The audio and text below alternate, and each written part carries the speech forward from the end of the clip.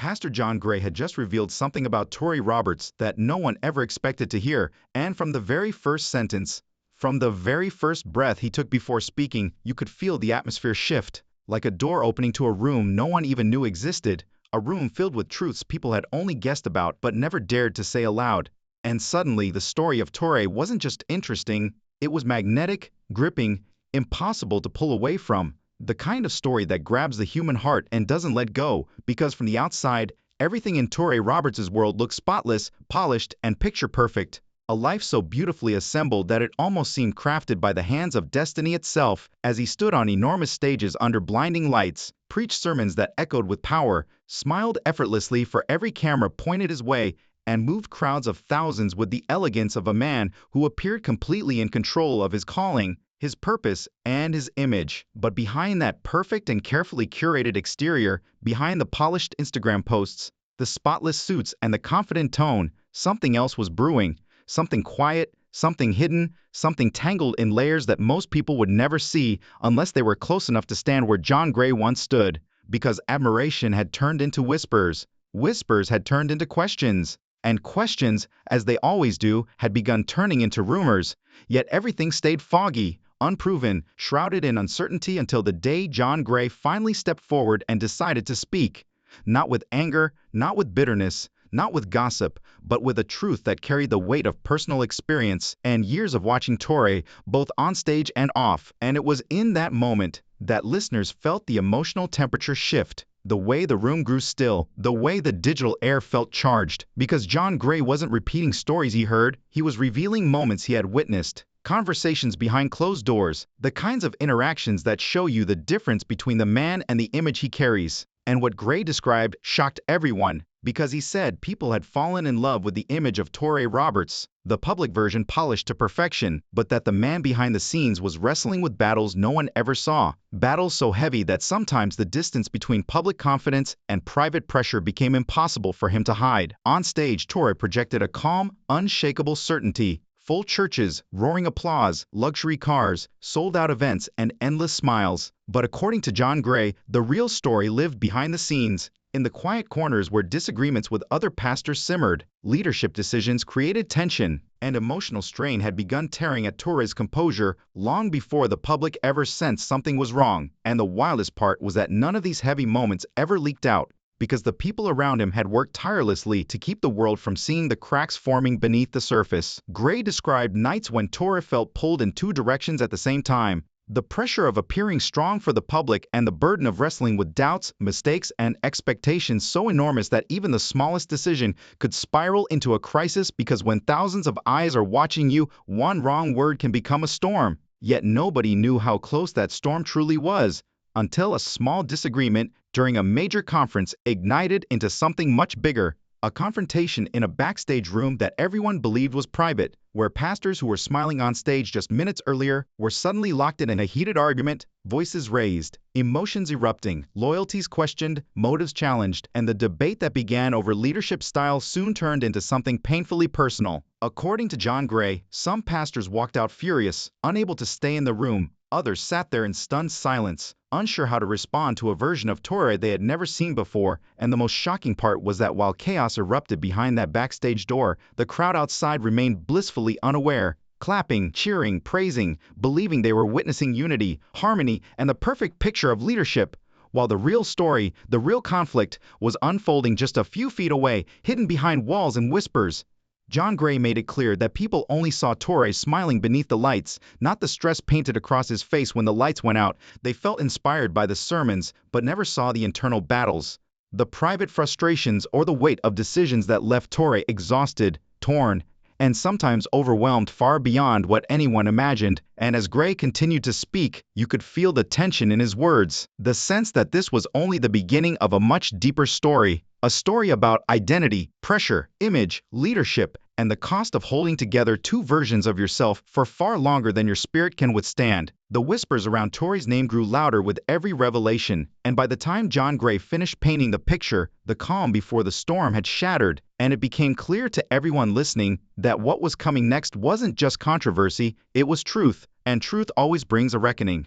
John Gray explained that what people saw during that explosive moment at the conference wasn't some isolated emotional outburst or a random spark in a peaceful room. It was the result of tensions that had been quietly building for months, maybe even years. The kind of slow, invisible pressure that creeps into a leader's life until it becomes a weight so heavy that even the strongest shoulders begin to tremble beneath it. And Gray said that people admired Toure's confidence so deeply, often mistaking it for unshakable strength, but there were times when that confidence hardened into something stronger, something sharper, something that made the people around him feel dismissed, unheard, or overshadowed, leaving staff members in the uncomfortable position of choosing between following his direction and following their own conscience. And each time someone disagreed with him, even gently, the air in the room grew tight, the energy shifted, and the pressure inside their leadership circle rose just a little higher. Gray described how destiny took an unexpected, nearly catastrophic turn when one of Toure's decisions during that major conference created a massive divide among leaders who had once been unified. Some stood by him, insisting his boldness was godly, visionary, and necessary, while others quietly doubted him, believing he was moving too fast, too forcefully, and too alone. Gray recalled the tension so vividly that even retelling the story years later made it feel like he was still standing in that suffocating room, watching respected pastors stare at each other in silence, afraid that if these conflicts ever reached the public, it would not only damage reputations, it could fracture trust across the entire gospel community, a community that had no idea how fragile things had already become behind the scenes. What made this story so different from the usual ministry rumors is that the outside world never suspected a thing. The public only saw polished smiles, posed pictures, friendly captions, perfectly edited videos, and carefully crafted posts that made everything look like harmony, unity, success, and divine favor. But the truth beneath those glossy images was far more complicated, far more human, and far more painful. As Gray continued speaking, he hinted that the deeper issue wasn't just conflict at all, it was the crushing internal pressure Toure felt to keep his image spotless, to look strong even when he felt weak, to appear certain even when he doubted himself, to maintain a perfect public persona even while the private version of himself was fraying at the edges. Gray said that Toure carried everything alone: his ministry, marriage, his reputation, his staff, his church's future, and every area demanded something different from him, pulling him apart piece by piece, like a man trying to hold back the ocean with his bare hands. And the more he tried to carry alone, the heavier everything felt until the pressure became unbearable. Yet Gray said the biggest twist, the moment that changed everything, hadn't even happened yet. This was only the build-up.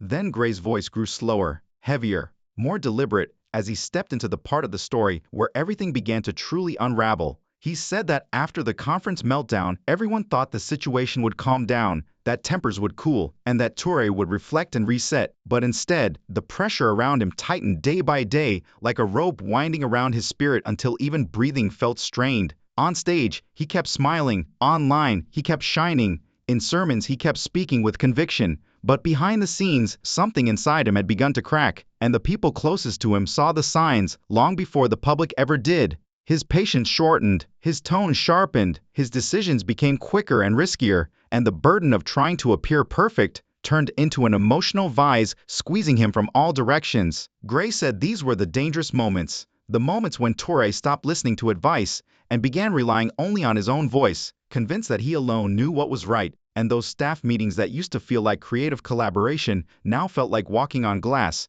The team admired him deeply, but they were increasingly troubled by some of the choices he was making, and the heartbreaking thing was that Toure wasn't driven by ego, he was driven by fear, fear of losing control, fear of disappointing people, fear of letting the cracks show. And the cruelest twist was this: the more he tried to hide the cracks, the wider they grew. John Gray then shared a moment he said he would never forget for as long as he lived, a night when Toure sat alone in his dimly lit office, long after everyone else had gone home. No cameras, no assistants, no cheering crowds, just a man quietly drowning in silence, staring at walls that had listened to more confessions than any human ever would. It was during one of those lonely nights, Gray said, that Toure made a decision, a quiet decision, a private choice, that would alter everything that came after it, not loudly, not dramatically, but in the slow, devastating way destiny often turns when no one is watching. Under pressure from peers, from critics, from home, and from his own weary heart, Toure made a choice that split people deeply. Some believed he did it to protect the church. Others believed he did it to protect himself. Gray didn't reveal the full details of that decision, but he described the impact with painful clarity. Relationships that had once been unshakable began to weaken. Pastors who once stood shoulder to shoulder with him quietly stepped back. Staff members who had trusted him for years began questioning things they had never dared question before. Meanwhile, the public, the thousands cheering for him every Sunday, had no idea what was happening behind the curtain. They saw the sermons, the smiles, the inspirational posts. But according to Gray, inside, Toure was carrying a storm only God could see. As time passed, the storm around Toure didn't weaken. It thickened, darkened, and pressed harder against every part of his life, until even the people who once stood closest to him began to feel torn between protecting him, questioning him, or quietly stepping back to save themselves. And John Gray said the confusion inside Toure's circle during that season was unlike anything they had ever witnessed before. Some believed he was slowly losing himself under the enormous pressure of expectations. Others believed he was fighting battles so deep and personal that no outsider could possibly understand. And what made the story even more intense was the way Gray described Toure in those days: strong and composed on the outside, but carrying a trembling, exhausted spirit on the inside. A man who tried to guide everyone else even as he himself felt lost in the dark. And just when it seemed like things couldn't get more complicated, Gray hinted at one more twist lingering in the shadows, something hidden and private,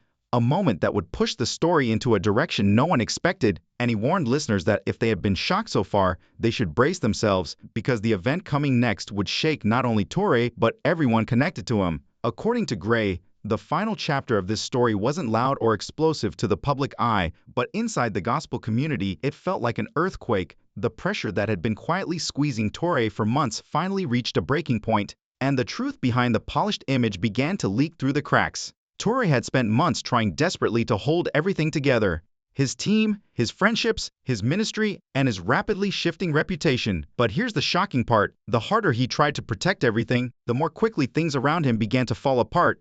And that's where the story took an unexpected turn, because the true breaking point didn't come from an argument or a dramatic confrontation. It came from a private conversation that Gray said carried more weight than anything else in the entire story. Gray explained that a group of influential leaders gathered with Toure for what was supposed to be a simple meeting, but the atmosphere was thick with unspoken memories, failed communication, past conflicts, buried doubts, and everyone in that room wanted clarity, needed answers, and hoped desperately that this would be the moment things finally made sense. However, destiny took an unexpected turn when Toure made a decision, quietly, confidently, and unexpectedly, that shocked even those who thought they knew him best. Gray said that some people in the room admired him for the boldness of that choice, believing it was the kind of fearless leadership the church needed. But others felt uneasy, sensing that the choice came not from strength but from fear, self-protection, and the growing cracks he had been trying so hard to hide. Both groups walked out of that room changed. Nothing felt the same afterward. Not the friendships, not the trust, not the confidence people once had in him. Gray said that after that meeting, the ripple effects spread like wildfire. Leaders who had always defended Toure began questioning what they were actually defending. Staff members whispered to each other in hallways, wondering where things were headed. Some felt sadness, others felt frustration, and a few felt quietly betrayed. What made the story even more powerful was that it didn't end in anger. It ended in silence, a heavy, suffocating silence, as everyone tried to make sense of what had just happened. And while all of this was happening behind closed doors, Toure continued standing on stages with the same calm smile, preaching as if nothing had changed, posting pictures as if his world wasn't falling apart piece by piece. But those who truly knew him could see the weight behind his eyes, a weight he couldn't hide no matter how confidently he held the microphone. Gray revealed that Toure's private struggles during this time were far deeper than anyone outside the inner circle could imagine. There were nights when he questioned himself, moments where he doubted his own path, and times when he wondered if he had made decisions that could never be undone. Gray said leadership was never meant to be easy, but the cost Toure was paying was heavier than most people would ever realize. Behind every sermon was exhaustion. Behind every post was pressure. Behind every confident gesture was fear. Behind every success was a man holding on by a thread. And when Gray reached the end of the story, he said something that left listeners absolutely stunned. This wasn't the final ending. There were still parts of Toure's journey that no one knew about. Private conversations, late-night decisions, truths whispered in quiet rooms that might one day come to light. Gray said people needed to understand that this story wasn't just about controversy, it was about the invisible weight leaders carry, the expectations that crush them, the mistakes they hide, and the battles they fight alone.